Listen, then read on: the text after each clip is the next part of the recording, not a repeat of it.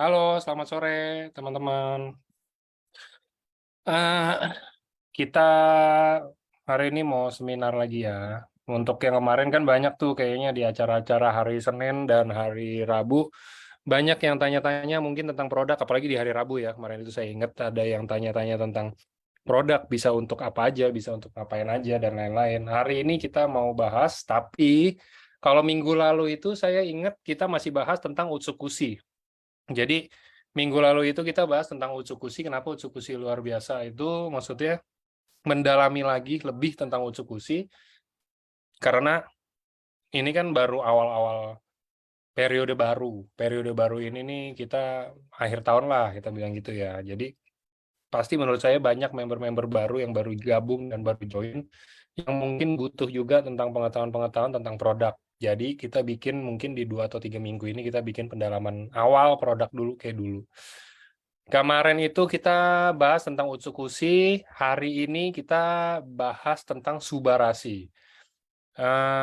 Subarashi ini hari ini saya udah ditemenin sama ada Dokter Trevino yang akan bantuin juga buat biar sharing ke teman-teman. Nanti juga mungkin di terakhir-terakhir akan ada sesi Q&A juga, bisa tanya jawab, teman-teman bisa tanya tuh. Eh, kalau misalkan kondisi seperti ini, kira-kira mungkin saran dari dokter gimana atau apa gitu kan. Nah, jadi topik hari ini kenapa Subarashi luar biasa? Kenapa? Kalau kita berdasarkan dari presentasi atau dari materi dan lain-lain sih pasti tahu ya. Cuman sekarang kita akan mengetahui kenapa alasannya langsung dari pakar kesehatan, langsung dari dokter. Jadi teman-teman juga harusnya sih bisa lebih yakin ya mungkin dengan penjelasan dan segala macam jawaban-jawabannya. Oke, ini oke. Nah, ini udah ada Dokter Trevino. Sebentar, kita tunggu.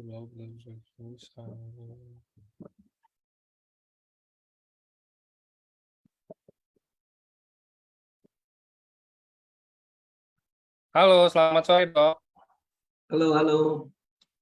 Tunggu, ganti background dulu. Oke, siap.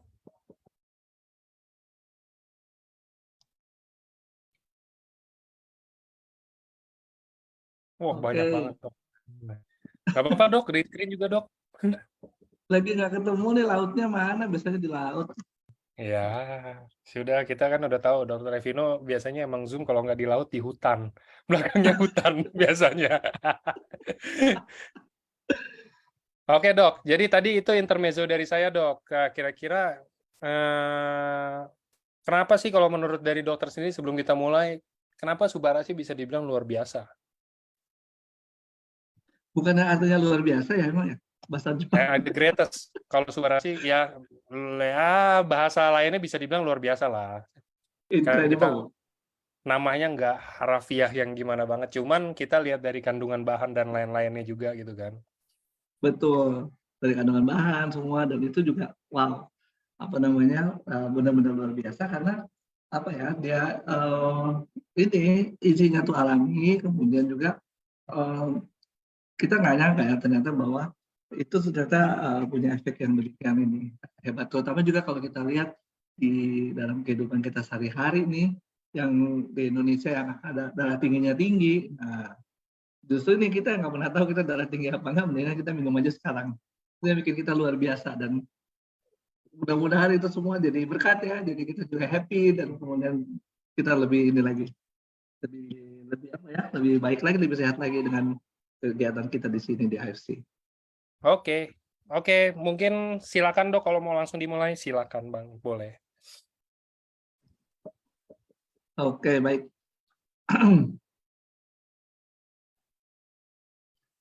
Udah ini ya, udah kelihatan kan slide saya.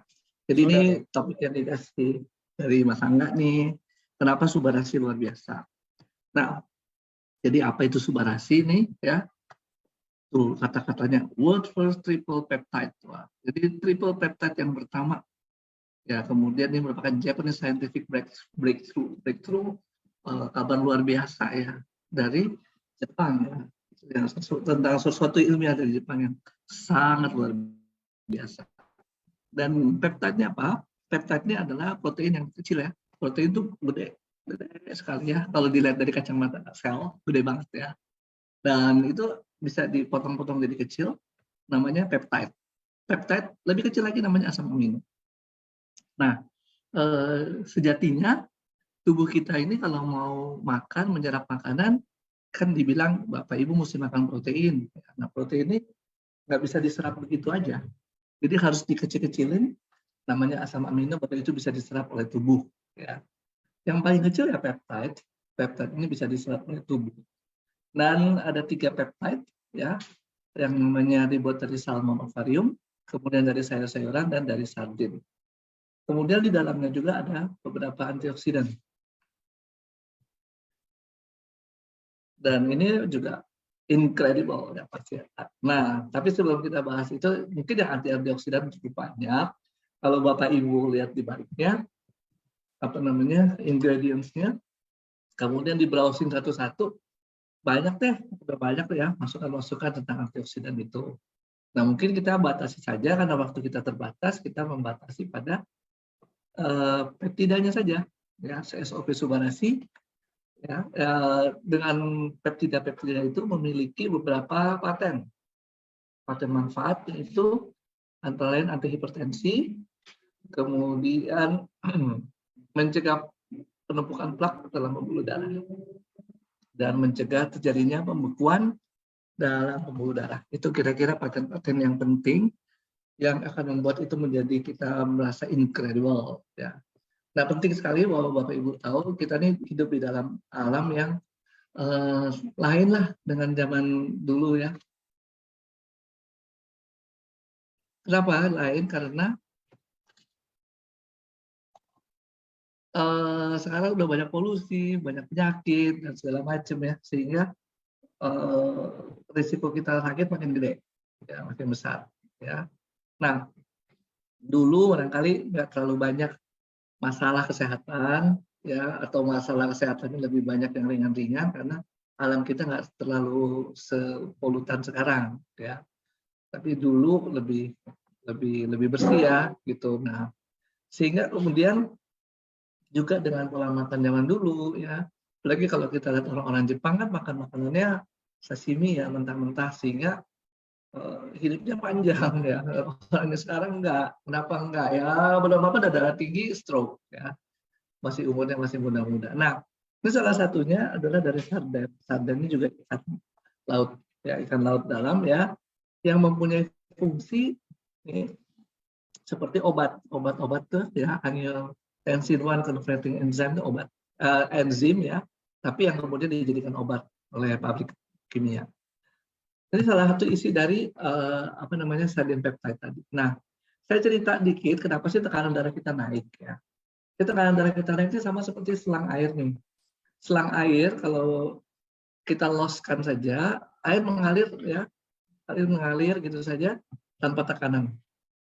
Tapi kalau kita coba sumbat ya, seperti contoh di gambar ini, tekanannya akan makin kencang ya.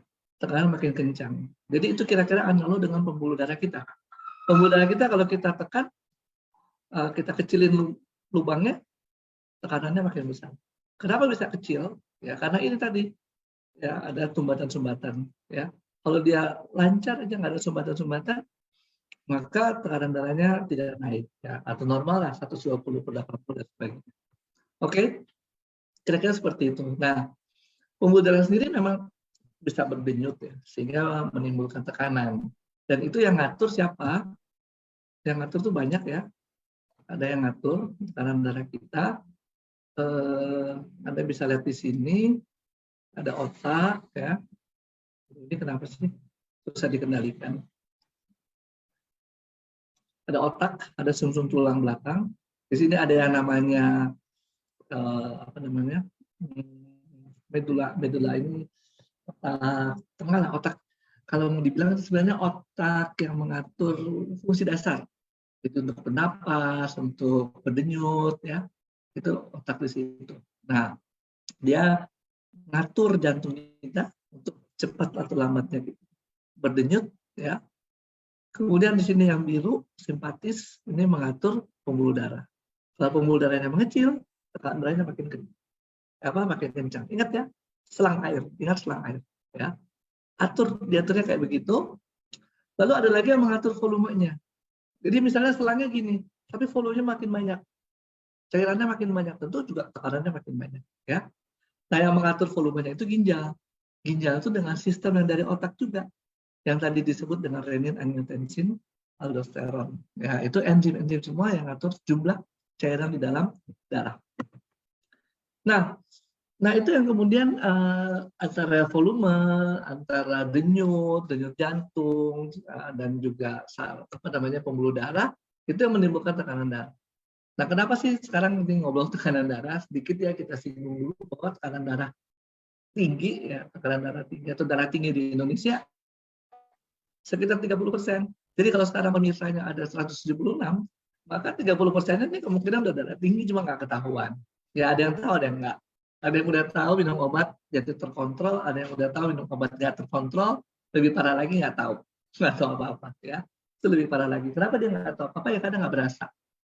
Nggak ada rasanya sih kalau tekanan darah tinggi. Ya. Itu yang menyebabkan kita kemudian jadi nggak enak, sakit dan sebagainya. Nah itulah tekanan darah kita, ya, yang diatur oleh otak, medula oblongata, kemudian sumsum tulang belakang, jantung, persarafan simpatis dan parasimpatis. Itu mengatur semua. Nah, apa sih hubungannya sekarang? Tadi kan kita lihat bahwa pembuluh darah itu kalau menyempit, ya, menyempit itu kan membuat apa? Tekanan darah meningkat. Ya, menyempitnya pembuluh darah itu kenapa? Bisa jadi karena pembuluh darahnya itu mengalami kerusakan di dalamnya, ya. Jadi pipa pembuluh darah ini bukan pipa peralon yang mati, ya, tapi mampu untuk beregenerasi, ya. Mampu memperbaiki diri. Ya. Kalau ada rusak memperbaiki diri, rusak memperbaiki diri. Kalau satu saat rusak tidak memperbaiki diri, makin rusak pembuluh darahnya. Ya. Pipanya di dalam lumennya itu, di dalam lubangnya itu nggak mulus lagi. Nah, sebenarnya supaya mulus, memang setiap permukaan dalam itu namanya epitel itu harus mampu memperbaiki diri. Nah, mempunyai kemampuan regeneration effect. Kalau nggak punya kemampuan meregenerasi diri, akan jadi rusak. Rusak, timbullah kemudian sumbatan-sumbatan. Ya. Makin lama makin tebal, sumbatannya makin gede, pembuluh darahnya makin menyumbat. Ya. Nah, Anda bayangkan saja, kalau Anda misalnya bisa melihat sungai siapapun dimanapun, sungai dimanapun juga, ya.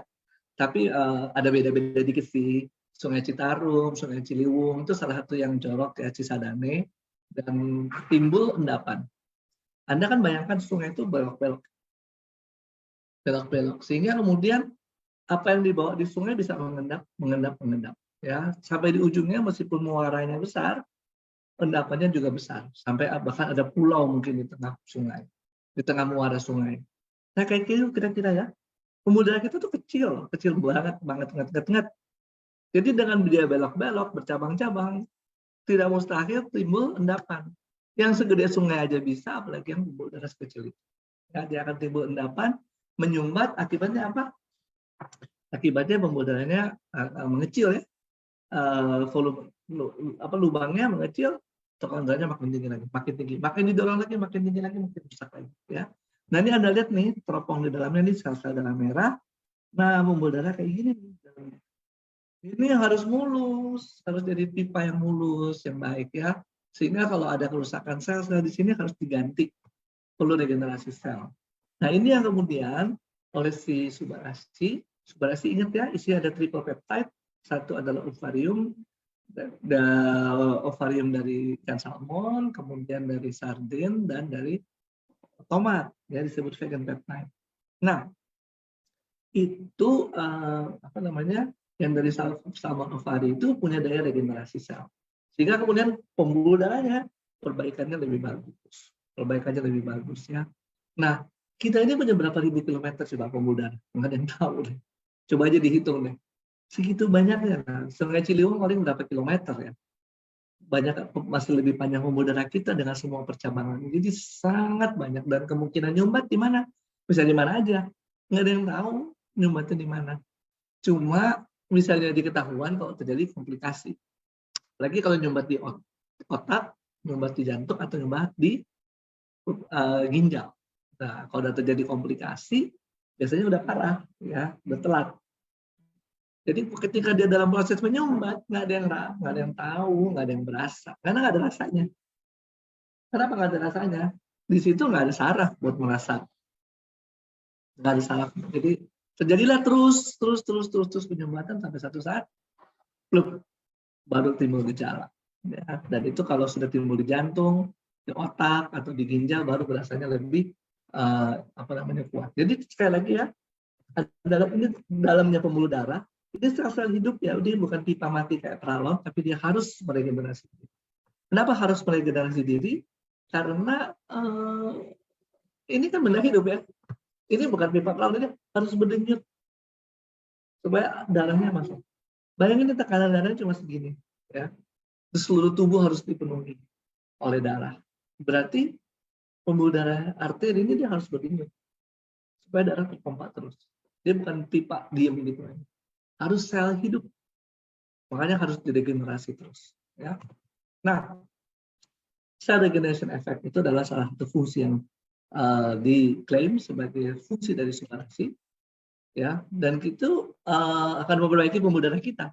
Mau di mana aja seluruh tubuh kita nggak tahu mana yang ada sumbatan, ya, dan nggak berasa. Apalagi kalau sumbatannya ada percabangan, lebih nggak berasa. Yang kedua adalah prevents blood clotting, jadi mencegah pembekuan. Clotting itu membuat bekuan darah. Normalnya darah itu memang akan membeku kalau terjadi luka. Ya, kalau kita luka, keiris, lagi masak di rumah, ya, kepotong. Nggak sampai 2 menit berhenti dong, ya kan? Karena kita mempunyai zat-zat pembekuan darah, ya. Yang nggak berhenti namanya penyakit darah tuh, hemofilia misalnya, susah berhenti, ya, nggak berhenti malah. Tapi yang normal akan berhenti dalam kurang dari 2 menit, ya. Kalau kita punya penyakit darah seperti itu, nggak berhenti pembekuan darah, pasti orang nggak akan operasi kita. Ya, takut, ya, dokter takut kalau pendarahan nggak akan berhenti. Nah, itu adalah prevents blood clotting. Blood clotting itu akan terjadi kalau ada luka. Kalau nggak terjadi luka, nggak terjadi blood clotting. Unfortunately, ada kelainan ini. Ini sel-sel darah merah kelihatan nggak? Kemudian ada yang putih-putih ini yang membentuk clotting, mengikat pembuluh darah, sel-sel darah merahnya, jadi sumbatan. Ini kejadian luar biasa, bukan kejadian biasa-biasa, kejadian abnormal, tapi terjadi, bisa terjadi dalam tubuh kita. Ya, nah dengan kita meningkatkan regenerasi sel, mencegah clotting, kita meningkatkan sirkulasi darah pembuluh darah kita. Ya, improve, karena berarti makin lancar, ya, makin lancar. Yang paling penting otak makin lancar. Ya. Nah, yang berikut adalah sifat dari antihipertensinya. Jadi tadi juga sudah sempat disinggung bahwa tekanan darah kita diatur oleh sistem saraf dan oleh sistem ginjal. Renin-angiotensin dengan ginjal yang mengatur volume di dalam pembuluh darah kita. Nah, ini dia. Ya. Jadi ginjal kita kalau kebanyakan cairan kencing, ya enggak. Kalau kita kurang cairan dia nggak kencing. Ya. Nah, ini siapa yang ngatur kencing nggak kencing? Ini nih, ada renin, ya, ada angiotensin, ya, ada aldosteron. Nah, ini semua keluar dari mana nih? Dari otak, ya. Ini dari supraginjal, dari kelenjar di atas ginjal, ya. Nah, ini menyebabkan ada perubahan, ada A1 angiotensin 1, ada A2 angiotensin 2. Ini semua meningkatkan atau menurunkan volume. Mainannya ke situ, ya. Jadi sirkulasi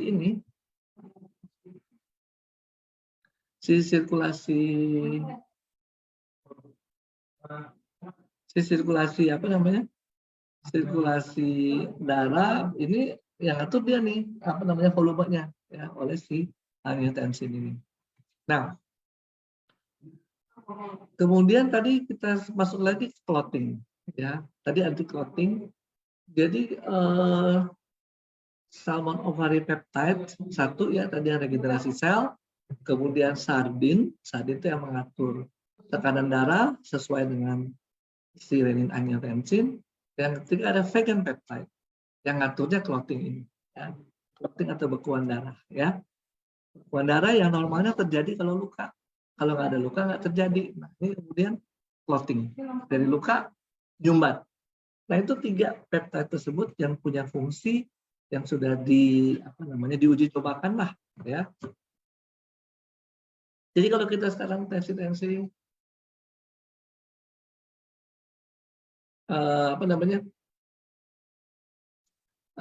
tensi, kita ukur, itu kenapa hilang ya? Dok, kayaknya share screen-nya kelepas, Dok. Baru nyadar.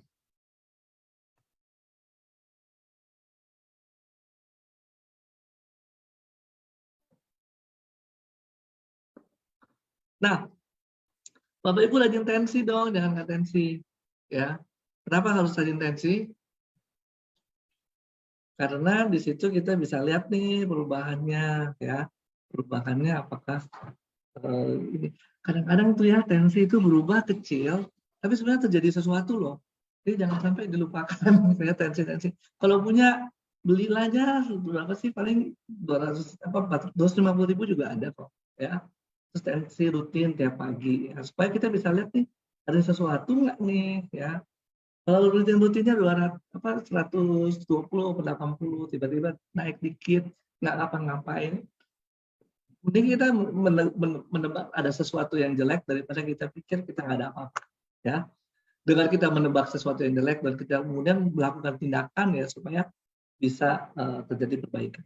Nah, tensi rutin juga kita periksa ya, baru kita bisa lihat minggu lalu kok segini, minggu ini kenapa sekarang? Jangan tiap hari juga, mungkin tiap hari jadi stres ya. Tapi mungkin ya 2 minggu sekali lah, sebulan sekali kita stres ya. Kecuali kan soalnya banyak orang yang darah tinggi itu nggak ketahuan.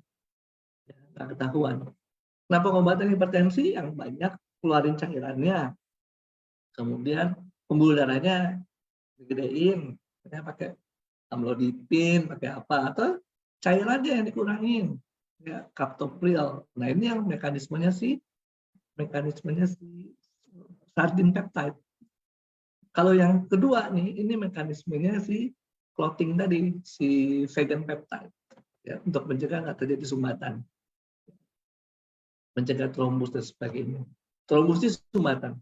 Jadi sebenarnya pengobatan hipertensi begitu ketahuan, dikasihnya apa? Clopidogrel, dikasihnya apa namanya lagi tuh, Aspilet, itu kan mencegah pembekuan darah. Dan coba kalau kita udah rutin minum ya, jauh-jauh sebelum kita terjadi apa-apa, pasti udah nggak terjadi itu darah tingginya ya. Cuma nggak ada yang mau buktikan, gitu.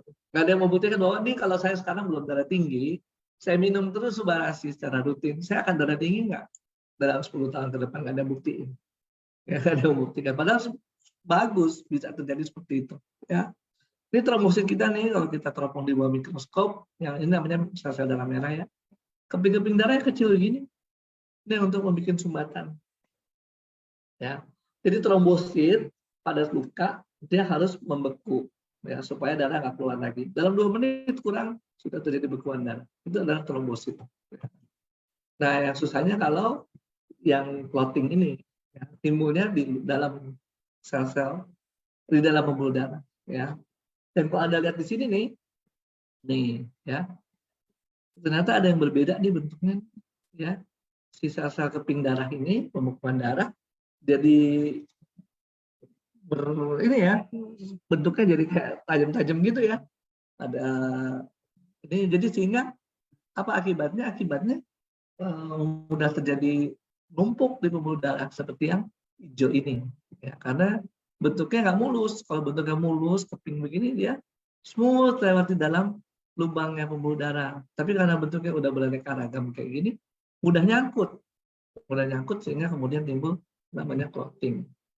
Nah, teman-teman mungkin sering dengan uji klinis ya, sehingga kalau kita mau bilang, oh ini udah ada uji klinisnya nih, harus bisa yakin ngerti apa disebut uji klinis ya.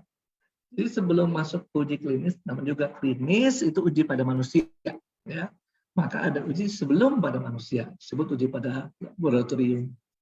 Dan pemerintah kita tidak mengharuskan uji pada binatang kalau benda ini, minuman ini, makanan ini tergolong makanan. yang sudah tahu dan tradisional misalnya memang sudah ada, jadi bukan obat baru. Nah, kalau obat baru harus ada uji preklinik, ya, uji laboratorium sampai uji klinisnya.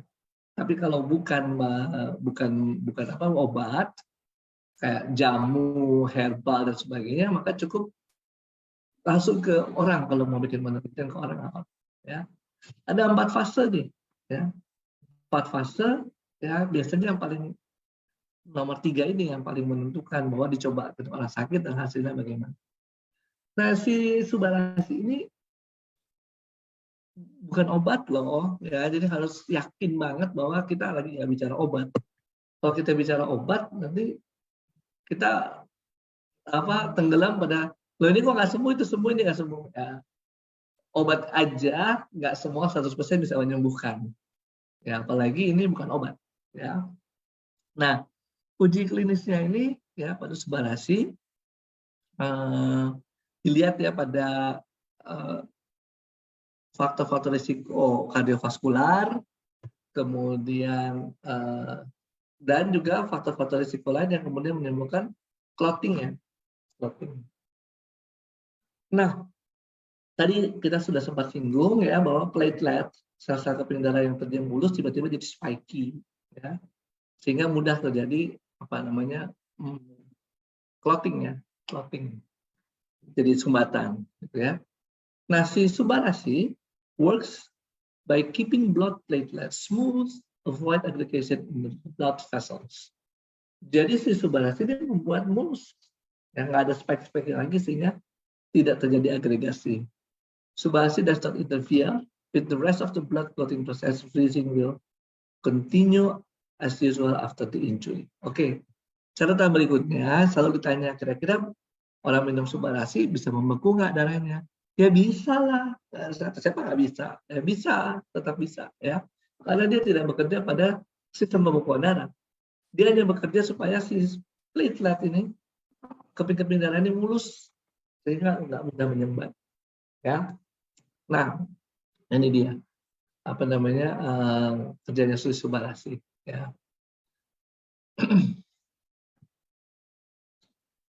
Kenapa terjadi pembekuan itu, ya?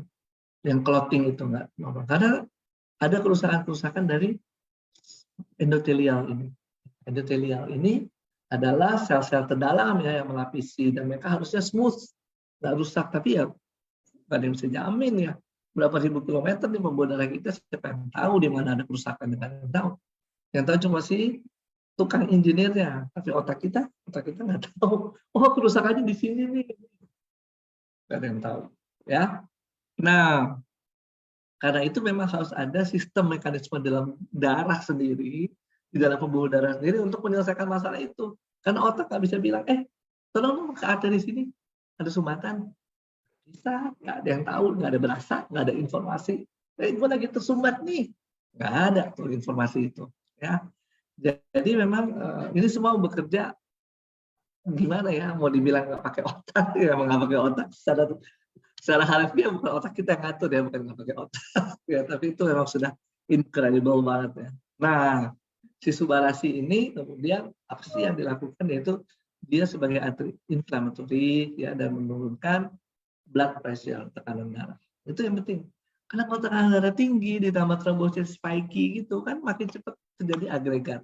Terjadi penggumpalan, makin banyak orang yang sakit jantung. Nah, ini dia uji klinisnya.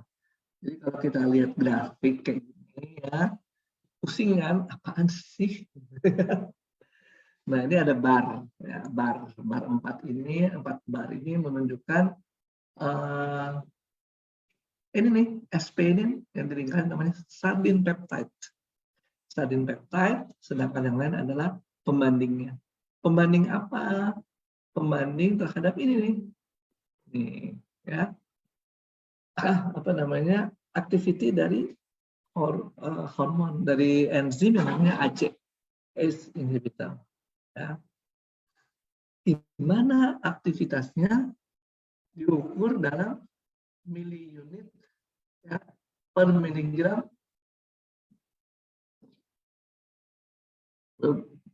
miligram apa ini? Cukup sama. Pokoknya inilah ukurannya ya, si apa namanya si enzimnya itu. Ya.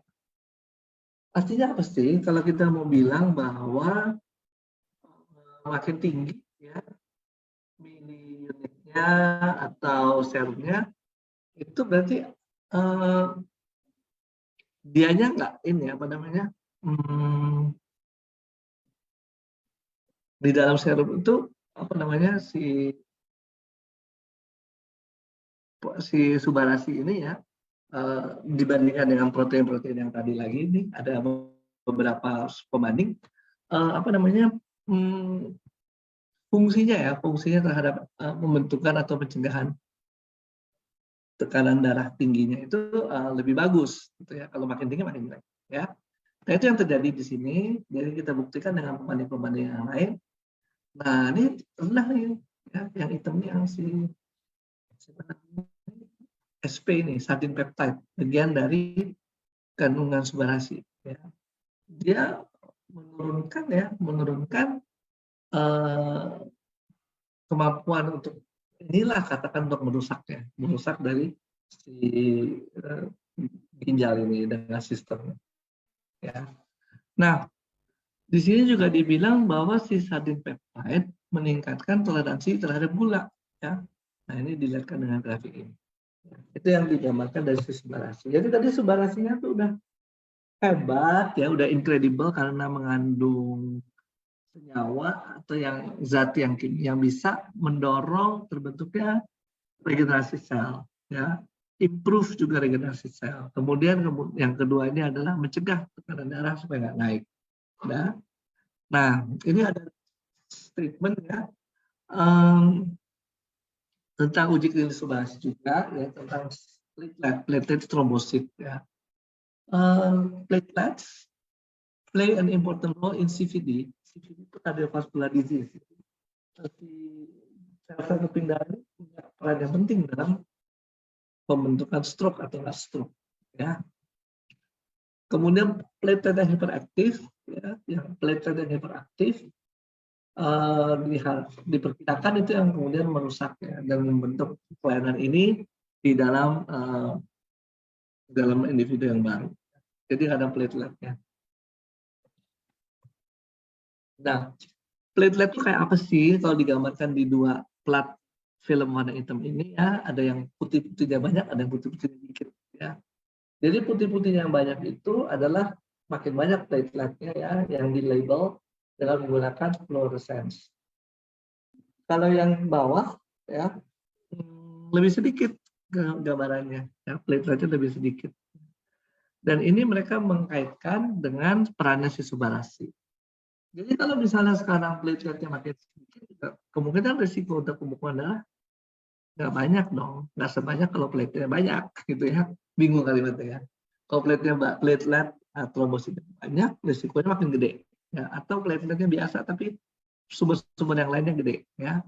Nah khusus yang digambar ini berarti yang plateletnya kecil nih, ya hanya platelet yang mempengaruhi tekanan darah dan ternyata pengaruhnya kecil, ya sehingga kemudian kita bisa abaikan. Nah ini ada begitu banyak studi ya sebenarnya, jadi nggak usah dikupas satu, tapi teman-teman bisa cari sendiri kalau memang berminat. Di situ ada juga penelitian-penelitian yang dilakukan di Pulau Jawa. Nah, ini adalah uji klinis dari subarasi, tambahan yang lain lagi ya tadi. Jadi efeknya pada sel darah putih, pada platelet, ya, setelah minum subarasi. Nah ini Anda bisa lihat di sini ya, bahwa di sini sumbernya changing from baseline platelet aggregation. Jadi changesnya kan dinilai nih perilaku, motorik, apa semua, kemudian dinilai, kemudian dilihat berapa banyak changesnya. Ya. Itu baru ngomong apa? Baru ngomong mungkin proteinnya, baru ngomong yang lain ya. Padahal kita mau lihat kuncinya supaya apa namanya bagaimana supaya mulus ya katanya. Intinya supaya pembuluh darah itu tidak rusak ya kira-kira. Nah, ini ada apa namanya? Ada beberapa pembanding ya. Ada beberapa pembanding. Jadi ada ADP, ada pengagihan. Dan itu yang membandingkan, kemudian dilihat ya change ya, perubahannya. Jadi setelah sekian minggu gitu ya, lagi dibandingkan dengan kontrol, kelihatan banget ya bahwa subbarasi ini menolong sekali ya. Nah, subbarasi ini juga punya efek pada ekskresi. Ekskresi itu pengeluaran albumin. Apa sih, kenapa sih pentingnya albumin ini? Jadi albumin ini protein, nggak boleh dibuang lewat kencing. Tapi ternyata ada kondisi-kondisi penyakit tertentu di mana kencingnya mengandung albumin. Dan itu kemudian kalau kita teliti dengan pemberian subbarasi, nah dia paling hitam, paling atas ya. Jadi dia apa namanya, si subbarasi ini membuat atau menurunkan sekresi albumin. Sekresi itu pengeluaran albumin di kencing. Dan itu penting. Kenapa? Karena albumin yang bocor di kencing berarti masalahnya di ginjal. Ginjalnya bocor. Dan kalau albuminnya menurun, berarti ginjalnya udah membaik ya, recover. Ya. Ada kondisi-kondisi memang yang bisa diperbaiki. Nah itu yang kejadiannya seperti ini, dengan memberikan subbarasi, maka ekskresi atau pembuangan albuminnya jauh lebih rendah dibandingkan dengan tanpa subbarasi ya. Nah ini yang lain lagi nih. Jadi bicara tentang efek untuk mereduksi ya tekanan darah ya. Nah ini Anda bisa lihat ada placebo ya. Placebonya ini di skala 90 ya. Bisa kelihatan sih meskipun di 100 kira-kira bentuknya nggak beda-beda jauh amat gitu ya. Jadi antara dia si placebo sama ini sebenarnya kalau si placebonya apa namanya placebonya tetap ya. Tapi kalau kita lihat ininya hasil dari si renin dari enzimnya, nah itu lain tuh ya. Anda kan bisa lihat bahwa yang di vitamin A lebih rendah lagi. Ya mungkin sih karena nggak stres ya dari obatnya di hutan misalnya jadi nggak stres. Oke, itu adalah pengaruh dari subbarasi ya, baik tadi terhadap artinya efeknya apa ya dengan organ tubuh.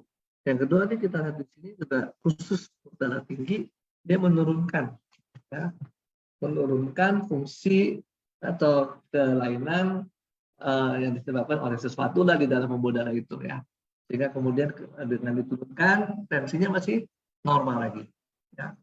Nah mungkin pendek aja karena memang lebih enaknya sih tanya jawab ya. Anda kalau mau lihat detail produknya ada di dalam website. Anda bisa juga bisa melihat selain produknya, testimoni dan sebagainya ya. Tapi yang pasti jalannya kayak gitu. Jadi ada yang ngatur pembuluh darah, ada yang ngatur tekanan darah di dalamnya tentu saja, dan yang mengatur volume ya, volume. Yang mengatur pembuluh darahnya sel-sel darah putih ya, yang mengatur volume lain lagi kalau volume ya. Volume tadi adalah ginjal yang ngatur. Itu yang ngatur dibantu oleh siapa? Subbarasi. Makanya disebut hebat. Ya. Kemudian fungsinya apa? Untuk mempertahankan tekanan darah, mencegah pembekuan darah, ya, dan juga sebagai sumber makanan yang sehat. Nah, teman-teman tadi sudah disebut oleh Mas Angga bahwa tanya jawab aja. Tanya jawab mungkin lebih enak ya. Karena yang penting kita tuh nguasain ya. Kemudian juga tidak overuse, tidak terlalu banyak berlebihan mengklaim ya, tapi kita bisa sebaik-baiknya bilang oh ini loh gunanya ini. Itu paling penting ya, teman-teman jangan bilang gunanya obat, itu nomor satu, karena memang bukan obat tapi itu makanan sehat dan punya efek tentu saja. Dan itu yang paling penting ketika kita mau menyampaikan produk, jangan sampai kemudian salah. Orang pikir dengan minum ini tekanan darah saya terkontrol, saya nggak usah minum lagi obat-obatan. Nah, itu yang mungkin harus dikomunikasikan dulu. Saya kira itu aja, mungkin sharingnya singkat, kita tanya jawabnya lebih banyak aja ya.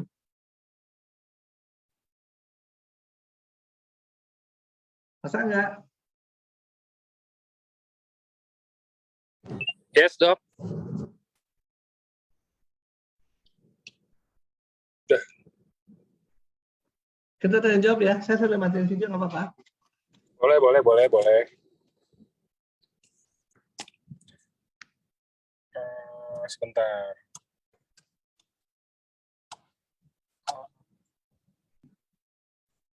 Oh, tadi ada yang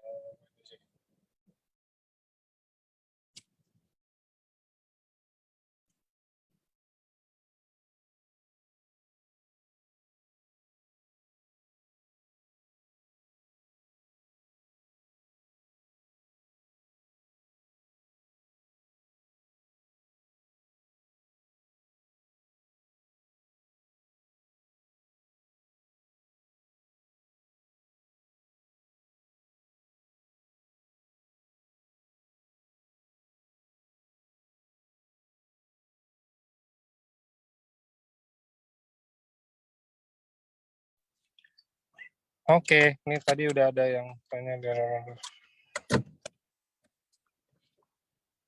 Dok, apakah Subarasi ini bukan bisa mengobati, apakah Subarasi bisa membantu mungkin pemulihan dari platelet disorder? Karena teman saya mengidap ITP, Dok.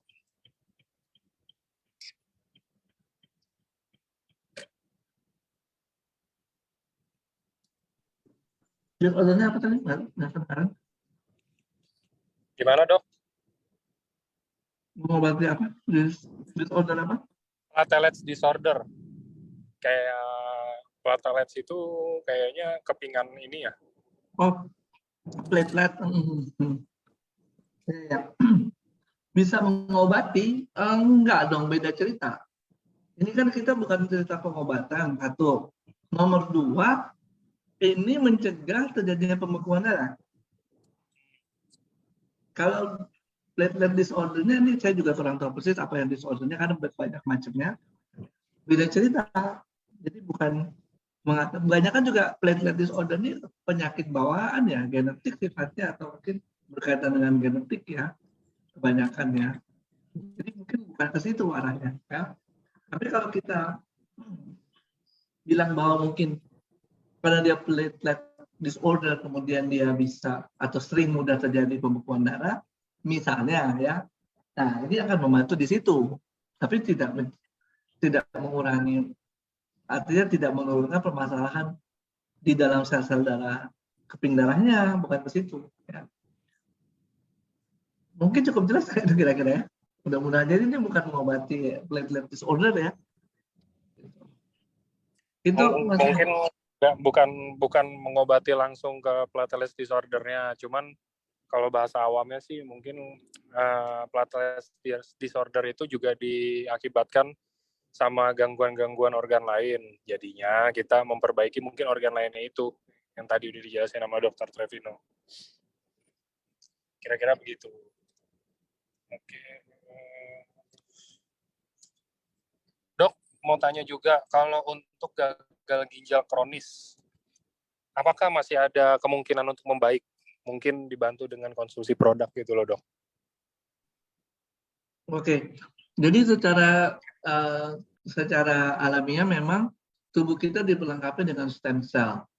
Stem cell itu memang harus ada dan harus terus bisa memperbaiki sel-sel yang rusak, karena sel-sel kita ada umurnya. Jadi tujuannya seperti itu sehingga fungsi sudah baik. Nah sekarang fungsi dari regenerasi sel itu dari konsumsi ini adalah dia men-trigger ya, memicu terjadinya regenerasi sel. Tapi bukan dia yang jadi selnya, bukan dia juga sumber makanannya. Jadi kalau kita bilang, ayo sel tolong dong diperbaiki gitu, memperbaiki diri gitu, memperbanyak diri. Kan sel itu membutuhkan bahan-bahan baku untuk menimbulkan untuk membuat sel yang baru lagi, membelah diri jadi sel yang baru. Nah, bahan-bahan baku itu harus dapat dari makanan, ya. Kemudian mesti ada sel yang sehat sebagai stem selnya. Jadi Sekarang apakah ini akan membantu apa nggak membantu? Dia akan membantu. Yang penting kita punya bahan bakunya. Kalau kita nggak punya bahan bakunya, hasilnya mungkin nggak akan optimal seperti yang kita harapkan. Ya. Saya selalu kalau berulang-ulang bilang, ini barang bagus, benar barang bagus. Ya. Yang penting juga Bapak Ibu mengerti cara kerjanya dan fungsi dan tujuannya. Jadi jangan sampai misleading ya, salah berpikirnya. Dikiranya, oh ini gini, ternyata enggak. Ya tergantung kita mikirnya apa waktu itu. Ya.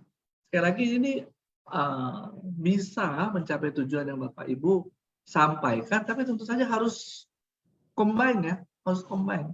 Nggak bisa hanya berpikir bahwa, oh kita makan ini aja, kita makan itu aja. Nggak usah makan yang lain. Ya juga, kita perlu yang lain. Mungkin gitu ya, secara ringkas ya, Mas Angga. Oke. Jadi teman-teman mungkin sebelum nanti semuanya juga banyak yang tanya-tanyanya mirip gitu, apakah bisa mengobati atau apa, kayak apakah produk ini bisa mengobati atau apa, enggak. Bukan nggak bisa sih, kayak mengobatinya itu dengan cara yang lain, bukan dengan cara kayak benar-benar kayak, oh kita pusing, minum aspirin nih, habis itu udah sembuh, udah nggak pusing lagi, nggak seperti itu. Cuman kita ini lebih kompleks sedikit, jadi misalkan dengan produk, kalau kali ini kita lagi bahas tentang Subarasi, jadi Subarasi ini membantu stimulasi stem cell yang ada semuanya masing-masing udah dikasih satu-satu di dalam tubuh, udah ada semuanya, tinggal distimulasi aja biar mungkin aktif kembali dan membantu regenerasi sel-sel yang mungkin keganggu. Salah satunya mungkin tadi ada pertanyaan yang gagal ginjal, walaupun susah sih kalau kayak menurut saya rada sulit kalau untuk gagal ginjal, cuman kalau misalkan dengan konsumsi nutrisi yang pas, nggak cuma Suba doang, kayak misalkan tambah dengan makanan-makanan lain, atau mungkin emang udah ada obat dari dokter atau apa gitu, ya bisa dicoba juga gitu kan. Nah, tapi kita bukan kayak, oh udah pasti 100%, udah sembuh, pasti 100% sembuh. Kita nggak ada, kita paten tuh kalau Subarasi itu ada 4 teman-teman, tapi nggak ada paten sembuh.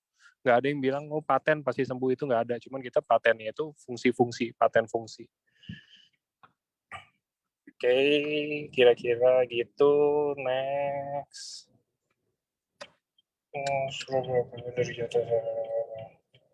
Dok, kalau untuk udah yang stroke dan lumpuh, udah 7 tahun, menurut dokter masih ada kemungkinan membaik nggak, dok? Dengan konsumsi, jelas, tentunya dengan konsumsi Subarasi itu. Iya, ada dong. Selalu ada ya. Yang penting kita benar-benar kita rutin. Ya kita bukan cuma sekali minum terus bilang, wih kok nggak ada efek. Rutin. Itu yang penting. Justru itu yang jarangnya jarang terjadi adalah rutin dan kita benar-benar artinya apa ya? Compliance penurut ya gitu ya. Harus itu. Kalau nggak bisa ya. Kalau kita nggak benar-benar gini ya, kalau regenerasi itu terjadi, benar-benar terjadi. Nah sekarang bedanya apa nih? Kenapa kok ureum creatinine misalnya ya nggak turun-turun gitu? Ureum creatinine itu kan hasil fungsi dari organ ginjal kiri kanan. Nah kalau rusaknya udah banyak, berapa banyak sih kecepatan memperbaiki diri dibandingkan dengan kecepatan perusakannya? Itu yang harus di dalam mengkalkulasi ya.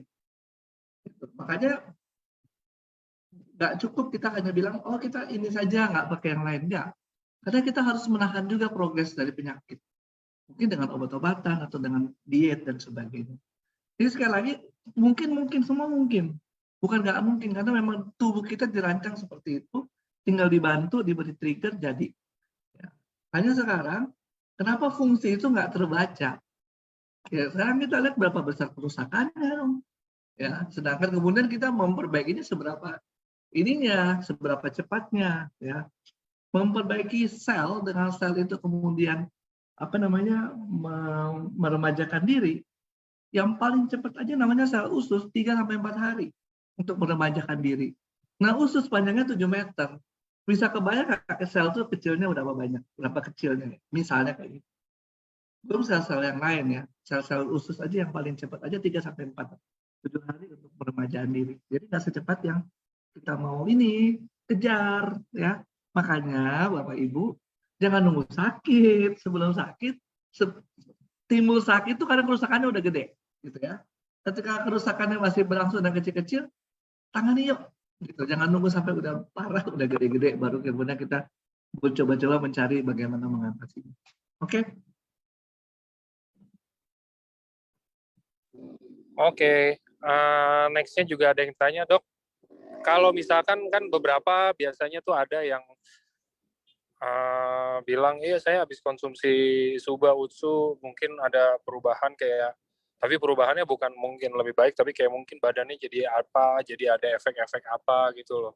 Itu apakah mungkin itu proses apa ya Dok, mungkin pertanyaannya. Apakah mungkin itu karena mungkin kita tidak cocok dengan produknya bisa, atau mungkin apakah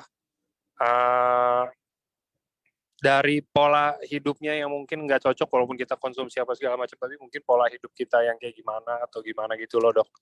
Nah, karena banyak yang biasanya bilang kan, saya habis konsumsi produk kok malah jadi begini ya gitu loh Dok. Jadi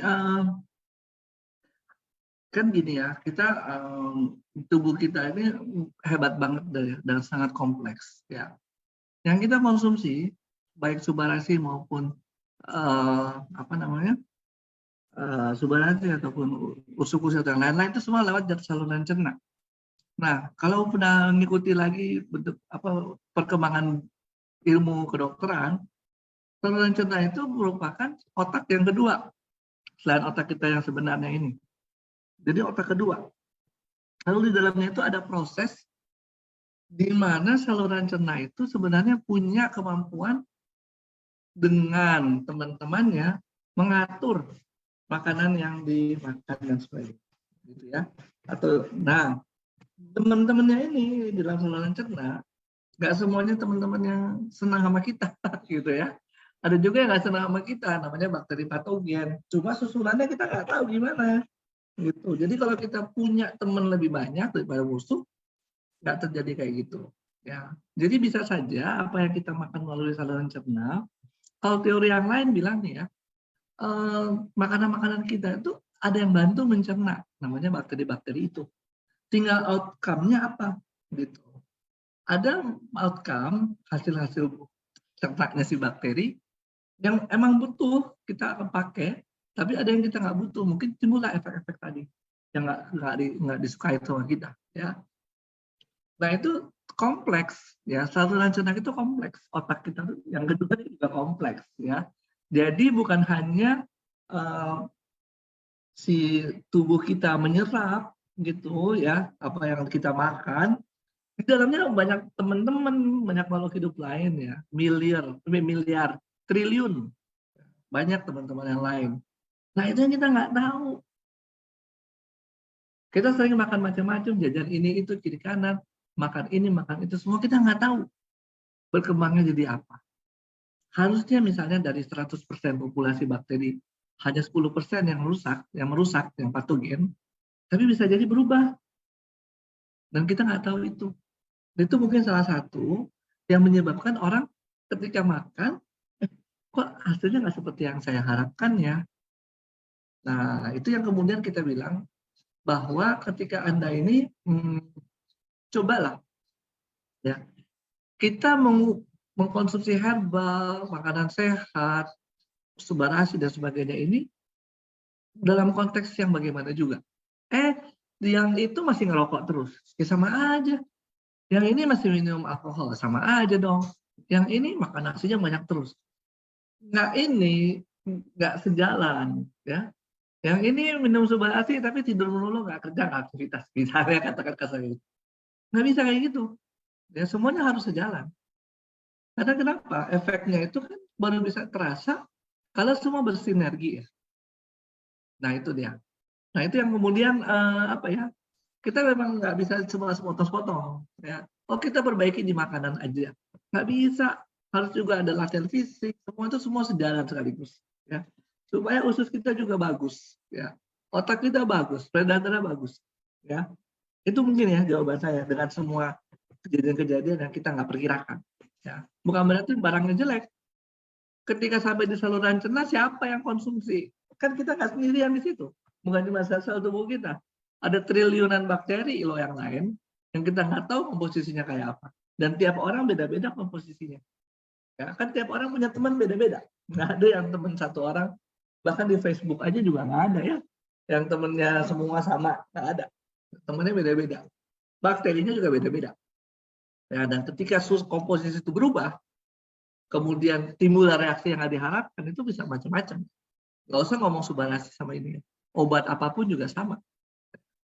Gitu ya kira-kira gambarannya. Mudah-mudahan sih teman-teman pendengar boleh mencoba membayangkan ya. Dan kemudian bisa mencari kira-kira penjelasannya di mana gitu. Makasih. Oke. Nah, kalau untuk batu empedu dan batu ginjal, setahu saya sih kayak kalau batu empedu batu ginjal tetap harus operasi ya. Cuman mungkin gimana dok kalau untuk batu ginjal dan batu empedu, apakah mungkin bisa dibantu dari pos operasinya atau gimana dok? Iya, betul ya kalau yang namanya kelainan struktural itu harus dioperasi ya. Struktural jadi kelainannya ini ya bentuk kelainan dari ini, termasuk batu kelainan bentuk ya. Jadi itu harus dioperasi, nggak bisa nggak dikeluarin ya, keluarinnya dengan dioperasi. Ada juga mungkin obat-obatan tertentu yang dikembangkan, tapi pokoknya harus dikeluarkan. Sedangkan fungsi dari teman-teman kita nih AFC ini adalah untuk persiapan, ya, karena untuk mencegah terjadinya misalnya reaksi stres oksidatif, ya, dengan antioksidan ini. Dan kemudian kalau kita membutuhkan pasca operasi recovery, jelas kita perlu daya regenerasi sel dipicu oleh produk-produk dari AFC ini. Gitu. Oke, semoga menjawab ya. Nah, next-nya, nah ini menarik kalau untuk tremor. Kalau untuk tremor sendiri dok, biasanya dia akibatkan oleh apa dan apakah bisa diredam, bukan diredam, mungkin bisa dibantu perbaikannya atau mungkin jadi nggak terlalu tremor atau mungkin lama-lama berkurang oleh produk kita dok? Ya kalau tremor lain ya, tremor mekanismenya kenapa? Kayak tangan gemeter gitu mungkin Ya, atau ya. Tangannya ya, getar-getar gitu ya. ya, Tremor ya. itu lain mekanismenya Bapak Ibu, itu dari saraf ya. Jadi saraf itu sebenarnya punya dua fungsi yang menyuruh dan mengerem kayak gitulah. Kayak misalnya kita mau menyentuh nih kamera gitu, kamera dari monitor. Mata udah ukur jaraknya ya, sehingga ketika udah sampai sini direm. Jadi fungsi saraf itu ada yang mendorong, menyuruh, ada yang mengerem. Pas banget ya. Pas banget sehingga nggak akan nyentuh, nggak akan lewat, nggak akan ini. Karena kita punya daya saraf seperti itu. Nah, tremor itu juga sama. Harusnya bikin dia diam. Tapi ada fungsi yang menghambat itu sehingga tidak terjalan, sehingga dia bergetar. Ya. Itu di saraf. Ya. Dan di saraf itu, kenapa kemudian ngaturnya nggak benar? Kebanyakan memang fungsi dari sentral ini. Ya. Fungsi dari sentral ini karena kerusakan dari sentral. Ya kalau mau dibilang apakah itu kemudian bisa diperbaiki, mungkin secara nggak langsung kalau kita bisa kita bisa meregenerasi bagian yang rusak itu. Satu, yang kedua kita bisa meregenerasi dan kemudian melatih lagi. Ya, itu yang penting. Jadi kalau itu kita tidak bisa sasar, tentu mungkin nggak terjadi ya efeknya. Jadi selain kita minum, kita melatih, harus dilatih ya daerah-daerah yang kemudian permasalahan itu yang harus dilatih. Gitu kira-kira. Oke. Next ini dok, kan kita udah tahu nih kayak mungkin dari kita dibilang untuk estimasi terapinya itu 6 bulan.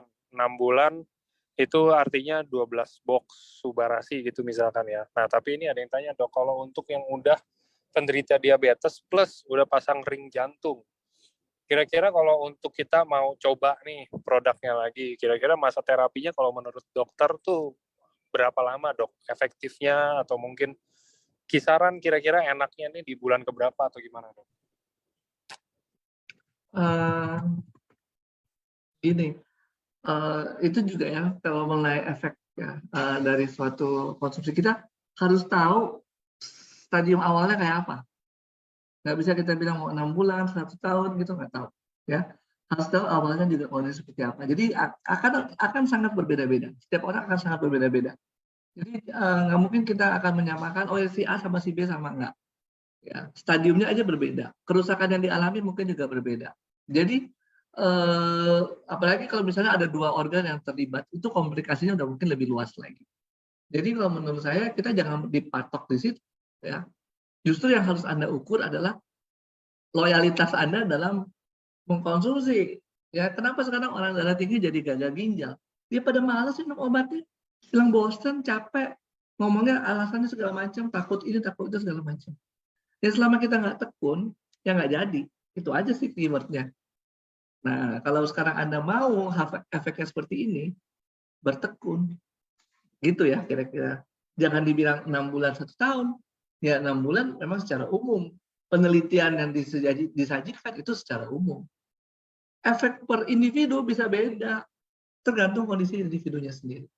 Ya, mudah-mudahan cukup jelas. Oke. Dok, kalau untuk tiroid, apakah bisa terbantu dan mungkin dari sisi apanya terbantu? Karena ini ada yang tanya dok, katanya setelah sebentar, tiroid. Tadi ada yang tanya tentang tiroid, katanya hampir habis sepaket, berarti artinya 2 box. Tapi katanya jadinya sesak. Namun untuk sakit yang dikeluhkan di awal lumayan. Langkah apa yang kita lakukan untuk sesaknya? Katanya konsumsi produk kita kena tiroid malah jadi sesak katanya dok. Ya, kayaknya harus dievaluasi benar ya. Kita juga nggak bisa bilang ini karena itu atau karena apa. Tiroid sendiri kalau berkembang tanpa kita tangani dengan benar, terjadi gagal jantung, dan itu gagal jantung yang bikin sesak, ya. Kan kita nggak bisa bilang juga gara-gara tiroidnya apa bukan. Terus masa kita nggak mau mempermasalahkan tiroidnya lebih dipermasalahkan karena produk, ya nggak. Padahal perkembangannya penyakit udah berapa lama, jadi ya kan. Jadi tolong juga dilihat secara proporsional. Ya, misalnya kita udah sakit 10 tahun, minum obat baru sebulan, atau minum Subarasi baru sebulan, terus sakitnya makin berat. Apa benar gara-gara produk? Ya. Coba dievaluasi dulu ketika kemudian dalam 10 tahun ini apa yang terjadi. Anda rutin nggak dalam mengontrol kesehatannya misalnya. Ya. Jadi kita juga mesti pandai-pandai menilai. Jangan langsung kemudian kita berpikir, oh ini gara-gara ini. Orang akan langsung ingat kepada kejadian yang paling akhir. Oh yang kejadian terakhir apa saya baru minum ini. Padahal belum tentu itu loh penyebabnya. Ya, itu sih pendapat saya ya. Jadi kalau mau ditanya apakah gara-gara ini apa gara-gara itu, dilihat dulu kasusnya. Ya, jangan langsung disimpulkan. Oke, ini juga ada. Nah, ini sebelum itu lagi, saya tadi udah jelasin juga untuk yang tanya-tanya biasanya kayak hipertensi ya. Apakah dengan konsumsi Subarasi itu saya nggak perlu konsumsi obat lagi? Ini biar dokter Trevino yang jelasin. Tadi saya sebenarnya udah jelasin sih, cuman apakah nggak harus konsumsi obat lagi dok? Walaupun itu saya nih misalnya hipertensi, dapat obat dari dokter, tapi saya dikenalin teman nih Subarasi, katanya ada anti hipertensi. Cukup nggak sih konsumsi Subarasi doang dok? Bisa jadi cukup, bisa ya, bisa jadi cukup. Sekarang masalahnya adalah yang menentukan minum atau tidak minum obat lagi bukan saya, juga bukan Anda sendiri ya. Anda harus bersama-sama dengan dokter yang menangani itu. Kalau dokternya lihat, oh ya tekanan darahnya udah terkontrol, kita kurangi dosis, masih terkontrol lagi dengan plus Subarasi ya, kurangi lagi dosisnya, tetap terkontrol, mungkin satu saat stop, tapi bukan saya yang nentuin. Ya, Anda harus tentukan dengan bersama dokternya ya. Nggak bisa Anda bilang bahwa ini harus dan pasti ya. Jadi memang harus dikontrol. Dan sekali lagi, tekanan darah terkontrol itu bukan karena Subarasi toh ya. Subarasi jelas punya peranan, benar. Yang lainnya tetap harus bersinergi. Makan Anda harus benar, ngerokok juga jangan. Kemudian apalagi ya, alkohol juga enggak. Apalagi olahraga rutin. Jangan cuma bilang, oh udah makan ini terus nggak berhasil, bilang, oh ini produk jelek. Bukan begitu. Ya Anda lihat juga dong keseluruhannya ya daripada kehidupan kita. Gitu. Jadi semuanya harus jalan, nggak bisa cuma sepotong-sepotong ya. Sama kok, semua yang hipertensi kalau minum obat yang nggak rutin ya ngaco, hasilnya nggak benar. Minum obat rutin tapi makannya nggak diatur, sama juga. ya sama kok. Ya. Jadi itu semua harus jalan. Ya. Satu saat semua sudah bersinergi dengan baik, kemudian berhenti obat, mungkin, sangat mungkin. Ya. Karena kita berarti kembali ke nature-nya kita, alamnya kita. Nggak stres, makan makanan yang bagus, ya, oksigen cukup, udah nggak akan darah tinggi. Oke? Oke. Terus ini, Dok, kalau untuk kan kita tahu Subarasi mungkin bisa membantu mempercepat proses pemulihan luka. Tapi ini yang pertanyaannya, kalau misalkan pasca operasi luka masih basah, mungkin jahitannya masih basah, itu mau bisa mulai konsumsi dari kapan? Apakah langsung bisa ataukah harus tunggu saat-saat tertentu, Dok? Oke. Kalau lihat fungsinya adalah regenerasi sel, bisa langsung minum. Bapak Ibu tidak perlu merasa khawatir dengan masalah pembekuan darah. Karena si Subarasi ini mencegah clotting yang abnormal. Kalau kejadiannya kita dioperasi, kemudian harus darahnya berhenti, ya pasti berhentilah. Kalau darahnya nggak berhenti, ketika dalam meja operasi juga kita udah shock ya. Udah pasti berhenti. Apalagi udah dijahit, dibalut semua, udah pasti nggak ada masalah. Jadi nggak akan terpengaruh oleh Subarasi itu. Dan kalau kita mau mengejar regenerasi sel, ya minum aja langsung, nggak apa-apa, nggak masalah. Oke? Oke.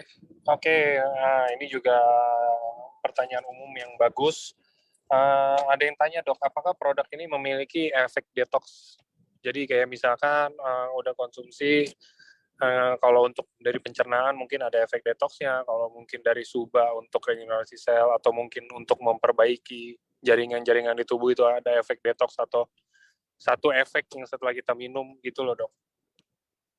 Pertama, kita luruskan dulu, detox itu bukan istilah kedokteran. Jadi kalau saya menjawab detox dengan sudut pandang kedokteran, sebenarnya nggak pas. Ya. Dan detox itu seringkali diasosiasikan dengan masalah keluhan-keluhan yang tidak kita harapkan ketika mungkin mengkonsumsi sesuatu. Ya.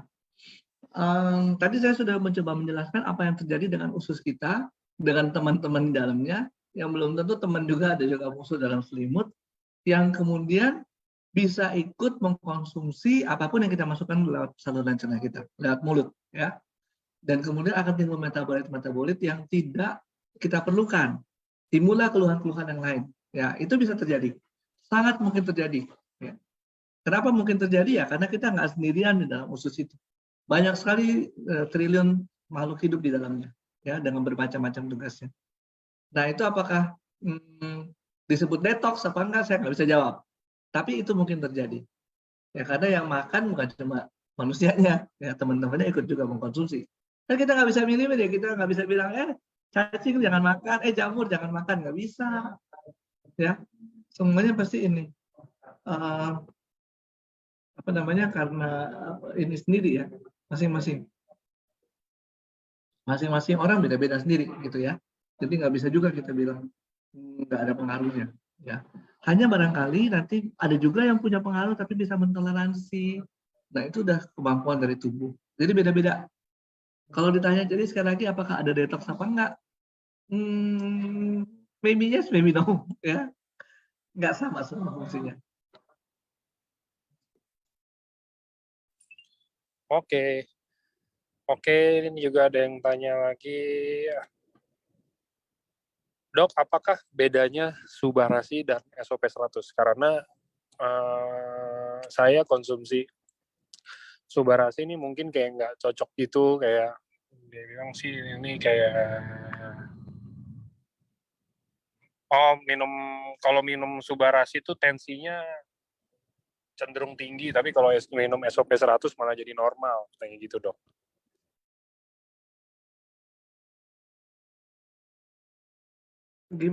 Gimana normal?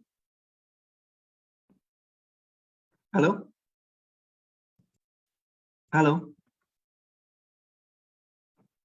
Ya dok, ya dok. Gimana? Kalau minum Subarasi katanya tensinya cenderung tinggi, tapi kalau konsumsi SOP 100 tensinya cenderung normal katanya. Ya bagus dong. Emang kenapa? Masalahnya apa? Yang dia tanyain mungkin perbedaannya, apakah ada bedanya Subarasi sama SOP 100? Kalau dari saya sih kayaknya nggak ada ya, malah justru Subarasi ditambahin salmon SOP-nya. Cuman Iya, kalau dari dokter mungkin ada bedanya nggak sih dok? kan kandungannya triple peptide pada Subarasi.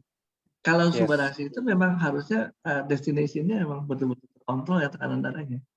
Karena ada fungsi dari clotting anti clotting itu sama anti hipertensinya itu dari sardine peptide dan uh, vegan peptide.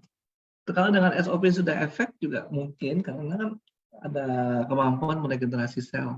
Jadi kalau seseorang darah tinggi kemudian minum SOP dan kemudian terkontrol, kemungkinan besar efek dari regenerasi sel. Setelah sekian bulan dia minum, regenerasi selnya mungkin yang berjalan baik sehingga pembuatannya juga berjalan dengan baik, ya nggak terjadi darah tinggi. Itu sih pemikiran saya sih. Oke.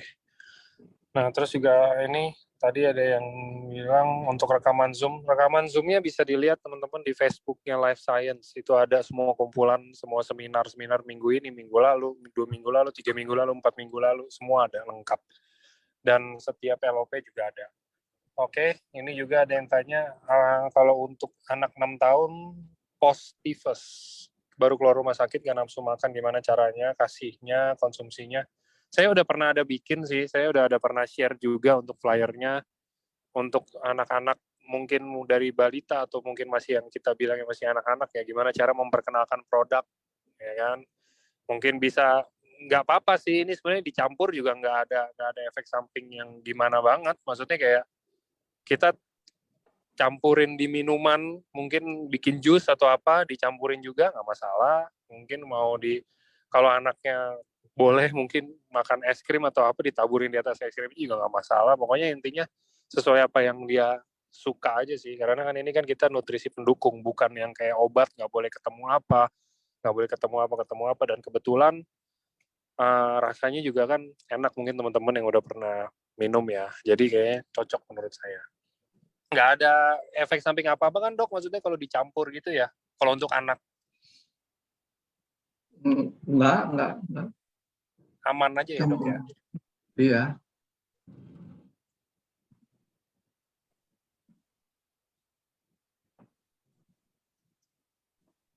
Kalau untuk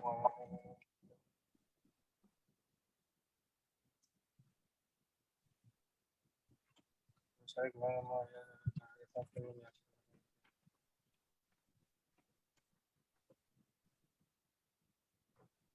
dari dokter ini gimana cara kita menyampaikan.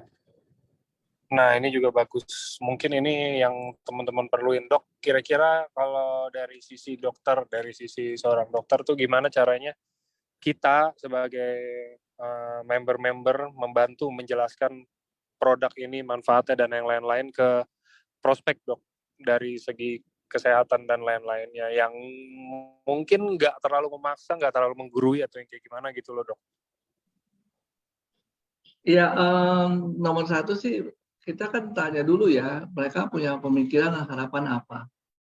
Jadi paling sering sih orang sakit yang di approach. Masalahnya itu, orang sakit pengen sembuh.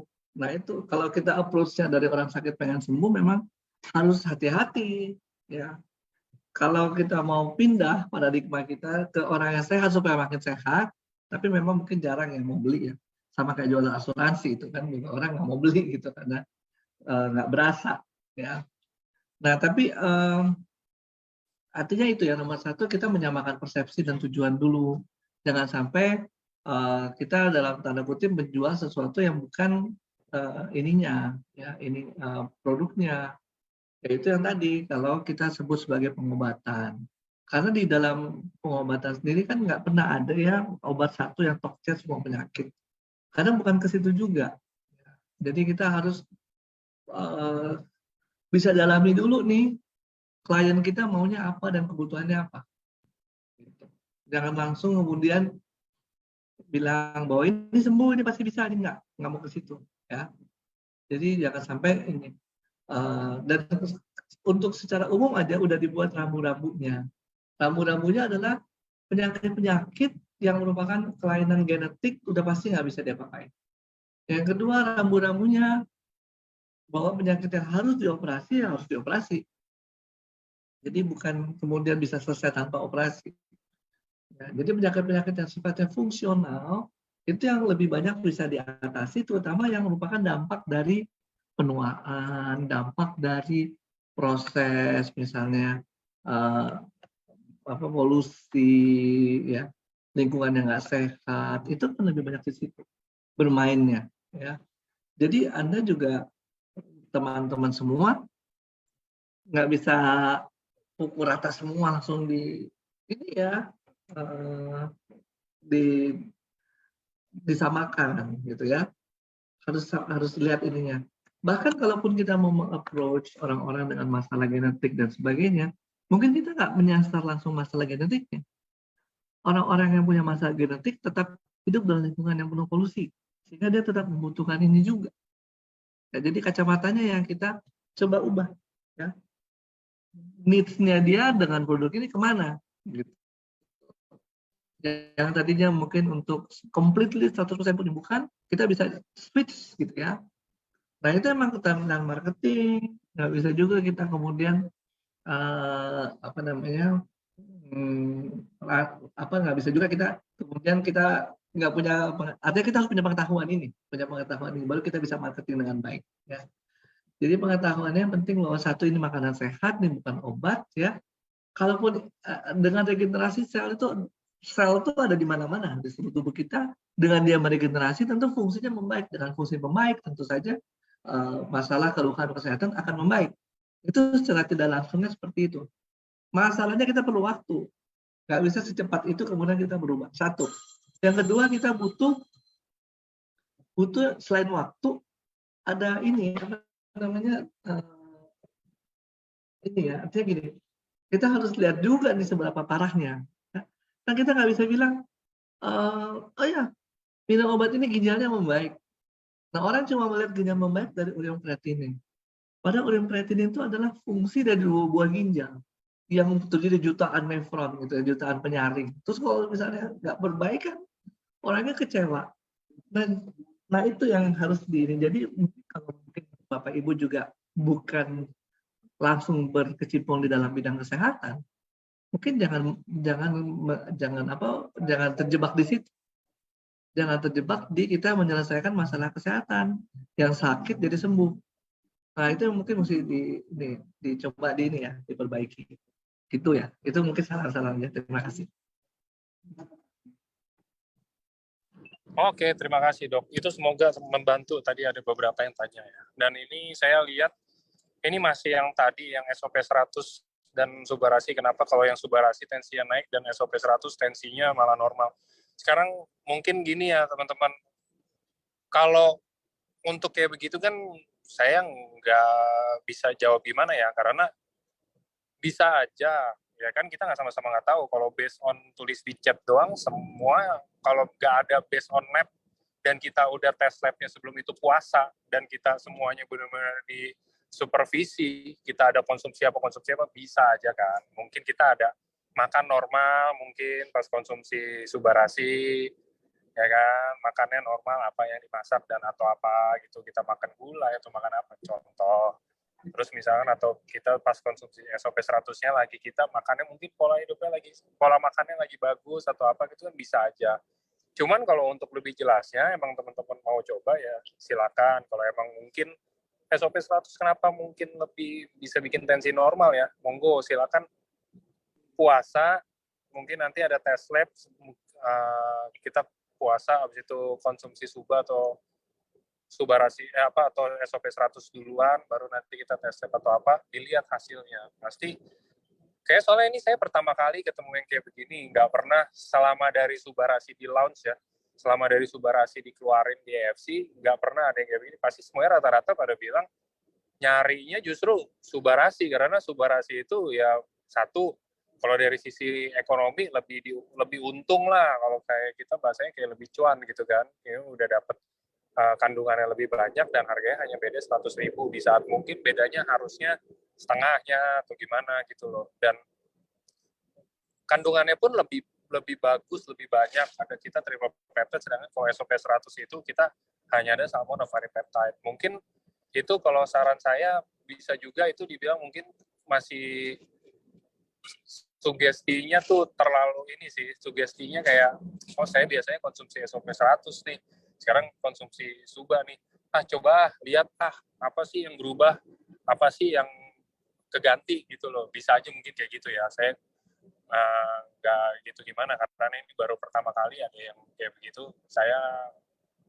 Saran saya sih seperti itu. Jadi biar bisa lebih pasti apakah mungkin memang beneran SOP 100 yang harusnya yang sekarang udah discontinue, tinggal barang-barang yang masih berkeliaran dan masih ada di redeem aja.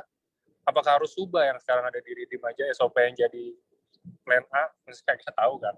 Kalau misalnya SOP 100 lebih bagus ya harusnya SOP 100 nggak discontinue. Kalau misalnya belum ada penggantinya ya. Gitu sih kira-kira. Oke.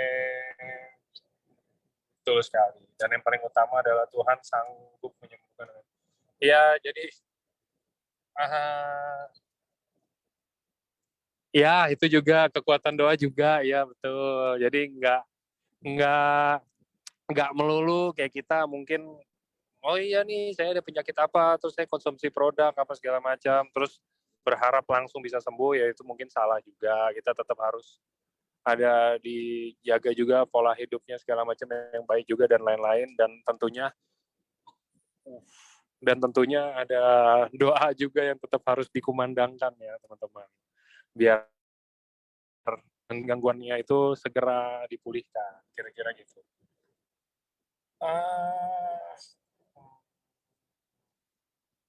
Yes, betul, Subarasi lengkap. Makanya kalau mungkin ada leader atau ada prospek-prospek yang udah duluan gabung, mungkin bisa ditanyain kelebihan Subarasi apa. Karena saya udah bikin materi promosi itu super banyak tentang Subarasi tiap hari kan. Oke. Nah, kalau untuk NK-cell dan lain-lain, teman-teman, karena hari ini kan kita lagi bahasnya tentang Subarasi, jadi lebih ke arah triple peptide yang ada di Subarasi. Kalau NK-cell gitu-gitu nanti saya buat lagi yang tentang Utsukushi, kita bahas khusus NK-cell. Pasti ada, nanti saya bikin yang tentang gimana apa itu sel patogen, virus, dan lain-lainnya. Mungkin ntar urusannya dengan pencernaan, kenapa daya tahan tubuh dipengaruhi sama pencernaan. Tadi yang dokter Tevi ini juga bilang kenapa pencernaan itu otak kedua dan lain-lain pasti dibahas kok. Tapi bukan hari ini, karena hari ini kita khusus bahas tentang Subarasi. Untuk masalah anak-anak, oke dok, pertanyaan terakhir dok. Kalau untuk penyakit-penyakit yang bawaan dari lahir dok, bisa terbantu nggak sih dengan Subarasi dok? Jadi kalau penyakit bawaan tadi juga sudah saya sebut juga dengan genetik contohnya memang sudah template-nya kita, jadi kita nggak akan mungkin mengubah template, itu sudah bawaan dari sang pencipta. Tapi yang kita bisa anjurkan adalah dengan perbedaan template itu kan mungkin seseorang lebih rentan ya terhadap penyakit yang lain. Ya, itu yang mungkin kita bisa anjurkan. Misalnya orang dengan kelainan paru, mungkin dia akan lebih rentan dengan infeksi. Nah, kita bisa anjurkan supaya minum ini rutin supaya nggak terjadi infeksi. Kayak gitu kira-kira. Tapi kelainan parunya, kelainan bentuk paru atau apa ya, kita nggak bisa ubah lagi. Misalnya itu contohnya kayak gitu. Sama kadang sudah bawaan ya, jadi nggak mungkin kita bilang karena itu. Jadi kan misalnya contoh lain thalassemia.